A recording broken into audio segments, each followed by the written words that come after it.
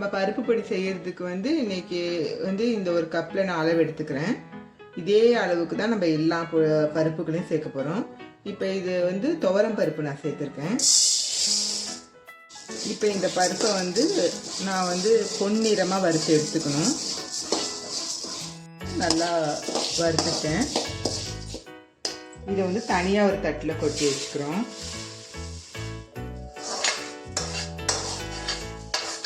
இப்போ வந்து அதே அளவுக்கு வந்து நான் பாசிப்பருப்பு எடுத்திருக்கேன். அதே எந்த கப்பில் எடுக்கிறீங்களோ அதே கப் அளவுக்கு தான் நம்ம எல்லா பருப்பையுமே எடுத்துக்கிறோம். இப்போ வந்து பாசிப்பருப்பும் நல்லா பொன்னிறமாக நம்ம வறுத்து எடுத்துக்கிட்டோம். இந்த பாசிப்பருப்பு இப்போ இந்த பருப்பு வகைகள்லாம் ஒரே தட்டாக கொட்டி வச்சுக்கலாம். அது ஆறுறதுக்கும் கொஞ்சம் நல்லா கன்வீனியண்ட்டாக இருக்கும். இப்போ மூணாவதாக நம்ம என்ன சேர்க்க போகிறோம்னா பொட்டுக்கடலை. பாருங்க, அதே கப்புக்கு அதே அளவுக்கு நான் எடுத்துருக்கேன். இப்போ வந்து இந்த பொட்டுக்கடலையும் நல்லா வறுபட்டுருச்சு.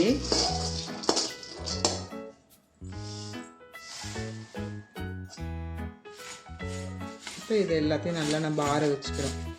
தான் எடுத்துக்கிறேன். அதுதான் கெட்டு போகாது. வேறு எந்த எண்ணெய்களும் சீக்கிரம் அந்த ஸ்மெல் வந்துடும். காம்பு இது வாடை.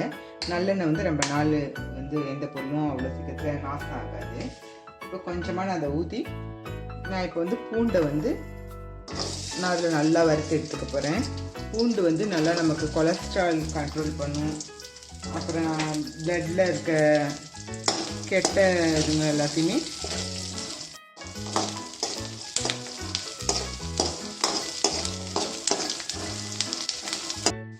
பாருங்கள், பூண்டு நல்லா நம்ம முறுமுறுன்னு வறுத்து எடுத்துக்கிறோம் நல்லா. இது வந்து இந்த பருப்பு பொடியில் வந்து இதுதான் ரொம்ப சூப்பராக இருக்கும். பூண்டு வந்து சேர்த்துக்கிறது தான் நல்ல ஒரு டேஸ்ட்டு கொடுக்கும். பூண்டு பிடிக்காதவங்க வந்து பூண்டை வந்து அவாய்ட் பண்ணிக்கோங்க. எங்களுக்கு பிடிக்காது, நாங்கள் சேர்த்துக்க மாட்டோம்னா பருப்பு பொடிக்கு சேர்த்துக்கோங்க. ஆனால் பருப்பு பொடியில் கண்டிப்பாக பூண்டு சேர்த்துக்கிறவங்க சேர்த்துக்கணும். அதுதான் ரொம்ப நல்லாயிருக்கும்.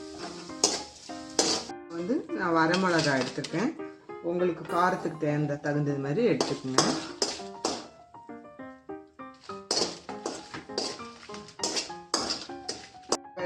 இந்த மிளகா கூடயே நான் வந்து கொஞ்சம் வந்து உப்பு, கல் உப்பு எடுத்துக்கிறேன் தேவைக்கு.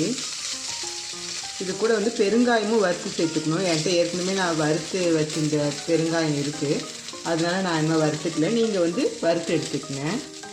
கட்டி பெருங்காயம், கொஞ்சம் ஜீரகம் 2 ஸ்பூன் அளவுக்கு நான் வந்து ஜீரகம் எடுத்துக்கிறேன். ரொம்ப ஜாஸ்தியாக எடுத்துக்காதீங்க.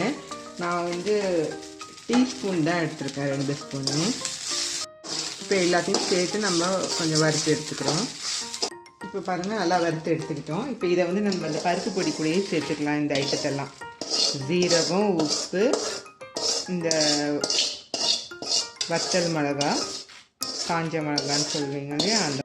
இப்போ இந்த பெருங்காயத்துலேயும் நான் பொடியாக அதையும் எண்ணெயில் வறுத்து எடுத்து வச்சுருக்கேன். இப்போ வந்து நம்ம வந்து கருவேப்பிலை நிறைய வேண்டாம், சும்மா ஒரு கைப்பிடி கருவேப்பிலையும் வறுத்து எடுத்துக்க போகிறோம். நல்லா மொறுமொறுன்னு வறுத்து எடுத்துக்கணும். இப்போ பாருங்கள், ரொம்ப ஜாஸ்தியாக கருவேப்பிலை எடுக்கக்கூடாது. இது மாதிரி அதையும் நல்லா முறுமுறுன்னு வறுத்து எடுத்துக்கிறோம். அது கொஞ்சம் ஆற விட்டுறோம் நம்ம எல்லாத்தையும். இதெல்லாம் ஆறிடுச்சு. ஆற வச்சதெல்லாம் இப்போ நம்ம வந்து அரைச்சி எடுத்துக்க போகிறோம்.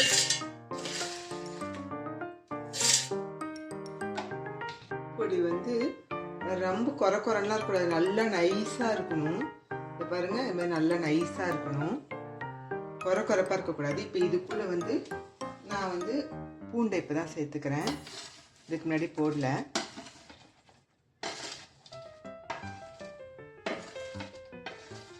இப்போ சும்மா இதை வந்து பல்ஸில் தான் போட்டு எடுத்துக்க போகிறோம். இப்போ இந்த பருப்பு பொடி வந்து நம்ம நெய் ஊற்றியும் சாப்பிட்லாம், இல்லைன்னா நல்லெண்ணெய் ஊற்றியும் சாப்பிட்லாம். நம்ம வந்து வீட்டிலலாம் ஒரு நேரத்தில் குழம்பு வைக்கிறதுக்கு முடியாமல் எதுவும் அப்படி இருக்கிற நேரங்களில் இந்த பருப்பு பொடி யூஸ் பண்ணிக்கலாம். ரொம்ப நல்லாயிருக்கும், ரெஸ்டாரண்ட் ஸ்டைலில் இருக்கும் இது. இப்போ நான் இந்த கருவேப்பிலை இது பண்ணி வச்சுருந்தேன் பார்த்தீங்களா, இதை வந்து நம்ம கொஞ்சம் பொடிச்சு போட்டுக்கிட்டாலே போதும். இதை வந்து அப்படியே போட்டோம்னா கருவேப்பிலை பொடி மாதிரி ஆகிடும். அதனால் நம்ம இது வந்து கையால் ஒரு அளவுக்கு பொடிச்சு போட்டோம்னாலே போதும். இந்த பருப்பு பொடி கண்டிப்பாக உங்களுக்குலாம் பிடிச்சிருக்கும்னு நான் நினைக்கிறேன். உங்கள் ஃப்ரெண்ட்ஸ் அண்ட் ஃபேமிலிக்கு எல்லாருக்கும் ஷேர் பண்ணுங்கள். கண்டிப்பாக இதை ட்ரை பண்ணி பார்த்துட்டு எப்படி இருக்குன்னு கமெண்ட்ஸில் சொல்லுங்கள்.